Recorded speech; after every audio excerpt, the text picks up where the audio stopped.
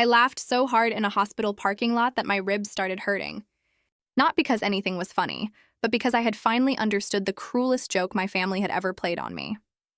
5 years after stealing my future and throwing me out of the house, they suddenly remembered my phone number. They did not call because they missed me. They called because they needed me. What they never expected was that the daughter they abandoned had become the only person who could decide whether they would ever see my niece again. My name is Linda Myers, and for as long as I can remember, my family had already decided who each of us would be. My older sister Vanessa was the fragile one who could never be blamed for anything.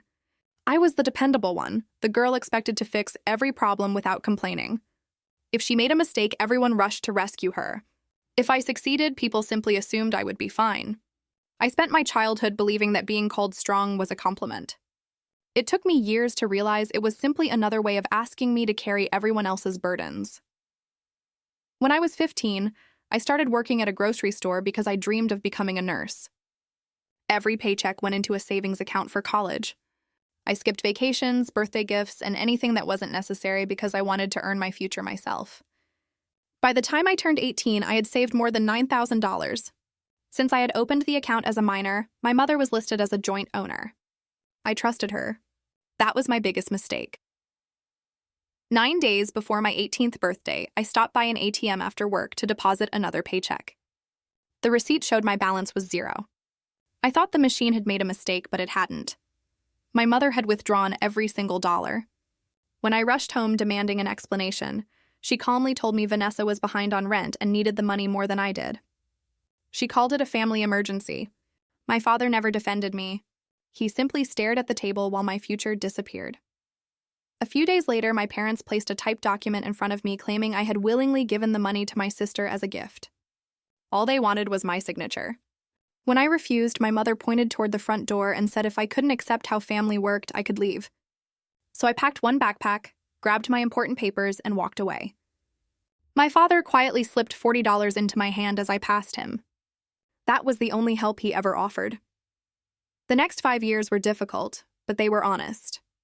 I slept on a friend's couch, worked endless shifts, became a nursing assistant, finished nursing school, and finally landed my dream job as a pediatric nurse. During all that time, my family never called. They ignored birthdays, graduations, and holidays as if I had never existed. Then one Tuesday evening, my phone rang. My mother was crying, saying only one thing: "Vanessa needs you." Something about her voice felt wrong, so instead of driving home, I called Children's Services. That decision changed everything. I learned my 6-year-old niece, Lily, had been left home alone overnight while Vanessa went to a casino. Police found her frightened and alone. She had been removed from her mother's custody and temporarily placed with my parents. Then I discovered why my mother suddenly cared about me again. My parents had failed the home evaluation because they refused to make Vanessa move out. Their solution was to use my clean record, my nursing career, and my apartment to convince the court Lily had a safe home while she actually continued living with them. They did not want me back as a daughter. They wanted to borrow the life I had built after they threw me away. Instead of helping them cheat the system, I applied to become Lily's legal guardian. My apartment was inspected, my background checked, and every requirement completed honestly. During weekend visits, I noticed Lily kept a tiny pink backpack hidden under the bed. Inside were clothes, raisins, a toothbrush, and a stuffed rabbit.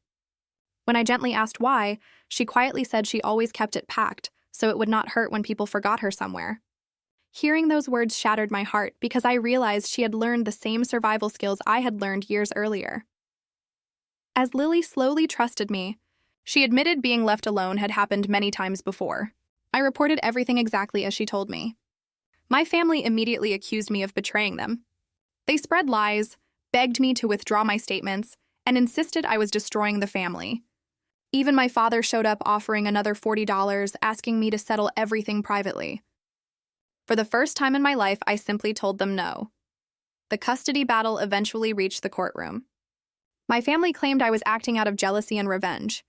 Then Vanessa accidentally exposed the truth herself by shouting that I had always been the strong one who handled everything. The judge heard exactly how our family had worked for years. When he asked why I wanted custody, I answered honestly. My entire life I had been called strong, but in my family that only meant being the one expected to sacrifice everything. Lily did not need someone strong. She needed someone who would stay. The judge granted me permanent legal custody.